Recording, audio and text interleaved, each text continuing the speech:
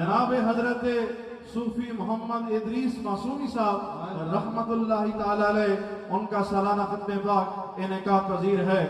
دوستان جی وقار، رب تعالیٰ نے قرآن پاک میں ارشاد فرمایا وَرَفَعْنَا لَكَ ذِكْرَكَ، اے حبیب ہم نے آپ کی خاطر آپ کے ذکر کو بلند فرمایا۔ اقبل آدم علی ابنہ شیس فقال ای بنی انت خلیفتی من بعدی فخذها بعمارة التقوى والعروة الوثقى فكلما ذكرت الله فاذكر الى جنبه اسم محمد صلی اللہ تعالی علیہ وآلہ وسلم۔ حضرت آدم علیہ السلام اپنے بیٹے شیس علیہ السلام کے پاس تشریف لائے اور عرض کرنے لگے ہیں میرے بیٹے تم میرے بعد میرے خلیفہ ہو کے اس خلافت کے منصب کو محکم یقین کے ساتھ تھامے رکھنا، اور ایک بات یاد رکھنا۔ جی ابا جان کیا بات ہے؟